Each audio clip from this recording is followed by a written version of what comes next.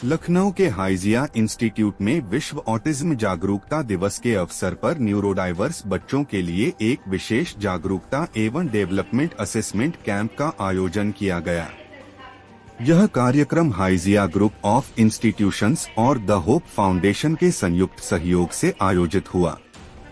कार्यक्रम में विशेषज्ञों ने बताया कि ऑटिज्म कोई बीमारी नहीं बल्कि मस्तिष्क के विकास का एक अलग तरीका है।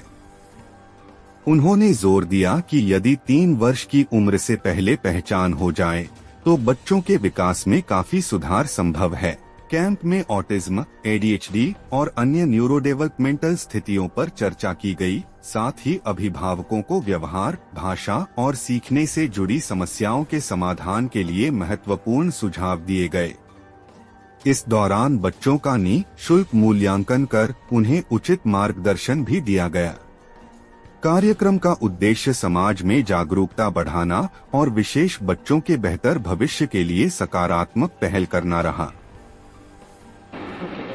नमस्कार सभी को। मैं हाइजिया संस्थान की तरफ से डॉक्टर अवनी गुप्ता हूँ, जो यहाँ पर एज एन HOD हूँ और एकेडमिक्स की सारी चीज़ें यहाँ पे मैनेज करती हूँ। किस तरह का प्रोग्राम है यहाँ पे, क्या कहना चाहिए? तो सर, यहाँ पर फार्मडी के छात्रों के द्वारा एक प्रोग्राम आयोजित किया गया है, क्योंकि आज का दिन 2 अप्रैल मनाया जाता है वर्ल्ड में ऑटिज़म जैसी बीमारी की अवेयरनेस के लिए।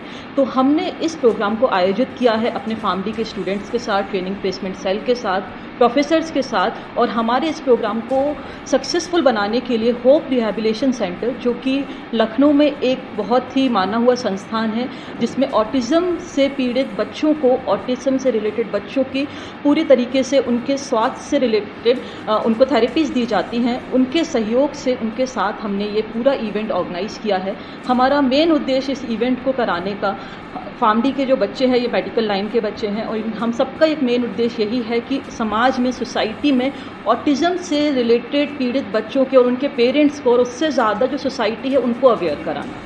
सबसे बड़ी प्रॉब्लम जो हमने देखी है ऑटिज़म में, कि जो सोसाइटी है वो पेरेंट्स को आगे नहीं आने देती है, क्योंकि सोसाइटी ने ऑटिज़म को नहीं जाना है। उन्होंने बस ये जाना है कि ये बच्चा और बच्चों से अलग है, ये बच्चा उतने अच्छे से सीख नहीं पा रहा है, ये बच्चा कहीं ना कहीं पागल के रूप में उन्होंने एक वर्ड दे दिया है, जो कि बिल्कुल गलत है। अगर सोसाइटी का सपोर्ट पेरेंट्स को मिलेगा और सोसाइटी पेरेंट्स को पुश करेगी कि आपका बच्चा भी हमारे बच्चे की तरह है, पर इसको शायद किसी थेरेपीज़ की ज़रूरत है, और ये पॉसिबल तभी होगा जब सोसाइटी को हम इस तरीके की बीमारी से अवगत कराएंगे और ये बताएंगे कि वो बच्चे भी नॉर्मल हैं, वो स्पेशल हैं। क्योंकि वो स्पेशल हैं, उनकी नीड्स स्पेशल हैं, और जब हम उनकी स्पेशल नीड्स को पूरी सोसाइटी के साथ उनको अवेयर कराते हैं तो वो बच्चा भी नॉर्मली इस सोसाइटी में रह सकता है, आगे बढ़ सकता है। और आज भारत में और विश्व में ऐसे कई प्रतिष्ठित व्यक्तित्व हैं जो ऑटिज़म, ADHD, हाइपर एक्टिविटी के साथ भी अपना एक नाम कमा चुके हैं। देखा जाता है कहीं ना कहीं जो है इस तरह के जो बच्चे होते हैं उनको जब पेरेंट्स की जो है कुछ सुविधाएं मिलती हैं, लोगों की सुविधाएं मिलती है, कहीं ना कहीं क्रिकेट भी खेल रहे हैं, फुटबॉल भी खेल रहे हैं, ऐसी जगह होते हैं। मगर जो है हम शहर की बात करते हैं, शहर में मेहनत तो किया जाता है, मगर गाँव ऐसे ऐसे बच्चे हैं जो बहुत अच्छा काम कर रहे हैं मगर उनके तक के पहुँच नहीं पाते। क्या आपकी टीम वहाँ तक पहुँचेगी? और उनको जी, जैसे आप जानते हैं कि हाइजिया इंस्टीट्यूट जहाँ पर है, यहाँ से बहुत सारे नियर गाँव एसोसिएटेड हैं, और हमारे बच्चे हमारा पहला चरण यही था कि क्योंकि हम मेडिकल फील्ड का एक पार्ट रहते हैं, बहुत सारे अवेयरनेस प्रोग्राम करते हैं, ये बच्चे भी पीडियाट्रिक वार्ड में अपनी ड्यूटीज़ करते हैं, तो हमारी पहली पहल ये थी कि पहले बच्चों को इससे अवगत कराया जाए। देखिए, साइंस में और फार्मेसी में एक टर्म होता है इडियोसिंक्रेसी, जिसका ये मतलब होता है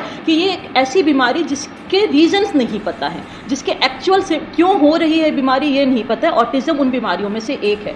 तो पहले तो हम अपने बच्चों को अवेयर कराएं, और फिर हमारा होप के साथ और भी संस्थाओं के साथ इस तरीके से एसोसिएशन रहेगा कि हम अलग अलग गाँव में जाकर, विलेज एरिया में जाकर पेशेंट को उनके लैंग्वेज में, उनके अकॉर्डिंगली इससे अवगत कराएं, और ऐसे कोई भी केसेस नियर बाई हमें समझ में आते हैं हम उनको जागरूक कर सकें।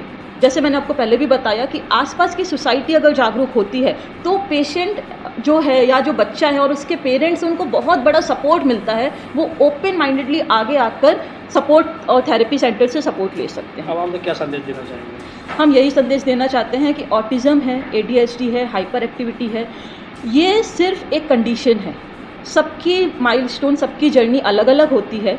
इन बच्चों की जर्नी थोड़ी धीरे भले ही हो सकती है, बट समाज के सपोर्ट के साथ मेडिकल फील्ड के सपोर्ट के साथ, रिहैबिलिटेशन सेंटर्स के सपोर्ट के साथ और सबसे ज़रूरी है पारिवारिक सपोर्ट के साथ हम बहुत जल्दी इन बच्चों की परवरिश उसी समांतर तरीके से कर सकते हैं जिस तरीके से और बच्चों की परवरिश की जा सकती है। शुभकामनाएं आपके साथ हैं। Thank you. और उसकी फ्यूचर प्लानिंग क्या है? देखिए, द होप फाउंडेशन ने एक 24 आवर्स हेल्पलाइन स्टार्ट करने जा रहा है, जिसमें कोई भी व्यक्ति कहीं से भी कभी भी कॉल करेगा, उसकी कोई भी समस्या होगी, हम लोग उसका निराकरण अपने एक्सपर्ट्स के द्वारा करवाएंगे। सेकेंड, होप ऑन व्हील्स एक वैन सेवा स्टार्ट करी गई है जो गांव-गांव के इलाके तक पहुंच के मतलब कि लोगों तक पहुंचेगी और आइडेंटिफाई करेगी, फ्री असेसमेंट कैंप्स लगाएगी ताकि बच्चों को व्यक्तियों को सहायता मिल सके। और आगे हमारी कोशिश ये रही है कि हमने साल भर के लिए free of cost camps organise किए हैं, जिसमें 4 दिन की थेरेपी असेसमेंट कैंप फ्री दिया जाएगा। कोई भी व्यक्ति हमारे पास आता है तो उसके लिए फ्री अवेलेबल रहेंगी सर्विसेज। कैसे चिन्हित करेंगे ऐसे बच्चों को जो कहीं ना कहीं ऐसे जगह बैठे हैं, पहुँच नहीं पा रहे आप तक के, जी, उनको जी। कैसे चिन्हित करते हैं? देखिए, जो हमने बोला ना, होप ऑन व्हील्स हो गया या हमारी जो हेल्पलाइन सर्विसेज हो गई या 4 दिन की जो निःशुल्क असेसमेंट। देखिए, पहला जो व्यक्ति डरता है ना, वो कॉस्ट को लेकर डरता है कि यह बहुत खर्चीली थेरेपी है, तो हमने 4 दिन का वैसे ही कम कर दिया, फीस फ्री कर दिया, ताकि लोग एटलीस्ट असेसमेंट करवाएं, डायग्नोसिस करवा के वो लोग आगे बढ़ सकते हैं। ठीक है। ठीक है।